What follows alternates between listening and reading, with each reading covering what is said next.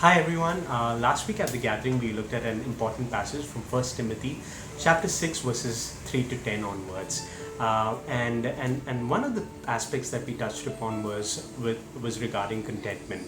And I find it interesting that in all my years in church, I don't think I've actually heard a sermon on contentment. I might have heard lessons being taught in my moral science class, but I find it surprising that I've not really heard sermons on contentment. And the reason for that is because all of us at some level struggle with contentment. And so I just thought for a short summary today that we would touch upon this aspect of contentment. So if I can just read through verses 6 and 7 from 1 Timothy 6. But godliness with contentment is great gain, for we brought nothing into the world, and we cannot take anything out of the world. But if we have food and clothing, with these we will be content. And just to kind of say, one of the first things that we learn about contentment from this passage is that we receive contentment when we realize that our lives on this earth are finite. There is a start to it, and there is an end to it, and it's actually short-lived. We are not here to live on forever. And James 4 clearly puts it across, where it says, our lives are like mist that appears for a little time and vanishes. Our lives would be so free and so focused if we just realize that we weren't meant to live in this earth forever. The second thing that we understand about contentment from this passage is that we weren't created for money or possessions. And we see that in the verse which says that for we brought nothing into the world, and we cannot take anything out of the world. And it doesn't matter where you and I were born from. If we were born into a rich family or a poor family, even if we were born in the richest born into the richest family in the world, we wouldn't have been born with an Armani suit and a Rolex watch on our hands. And that in itself should tell us a lot about what we were truly created for. We weren't created for money. We weren't created for our possessions. We were created for something more. And that's why we come into the world with empty hands, and we even go into the grave with empty hands. The third thing that we can learn from this passage is that we need to understand the difference between our needs and our wants. And we see that in verses 8, which says, but if we have food and clothing, with these we will be content. And a lot of the times we don't really understand the difference between what we really need and what we really want. And if I were to ask you the question, what is something that you cannot live without? And I'm sure for most of us the answer wouldn't be food or clothing, or we'll probably end up talking about some electronic gadget or some possession of ours that we consider really dear to us and that we cannot live without.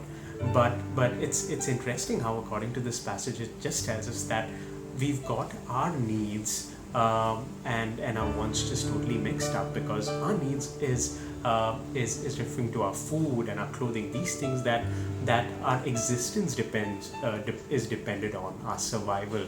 And often it's when we make that exchange, where we convert our wants into our needs, is when we actually end up in idolatry. And because of that, I want to come to our last point, which is the key to actually finding true contentment. And it is that true contentment is found in God only. And I take this from a complementary passage in Hebrews 13 verses 5, which says, keep your life free from the love of money and be content with what you have. For he has said, I will never leave you nor forsake you. For most of us, the last part of this verse is very familiar. We love that verse which says, where God tells, I will never leave you, I will never forsake you. But we often miss out the part before that, which tells us to keep our lives free from the love of money and to actually be content with what we have. Now, how are these two things related? How is this related to the promise which is described next? I think what it means is that our hearts long for satisfaction and security, and often we mistakenly try to find that in money or in possessions or in our job and other such spheres. But we weren't created to find that security and satisfaction in them. We were created to find our security and satisfaction in the promise that God will be with us forever and will never abandon us. Let me use an illustration to help us understand this. As little children, do you remember going to your parents when something was troubling you, or when you were really fearful and afraid? At that point of time, if your parent looked at you and said, here's a great plan to get you sorted, and if our parents handed out like a 10-point plan to us, I don't think that would have done it for us. We wouldn't have been assured at that.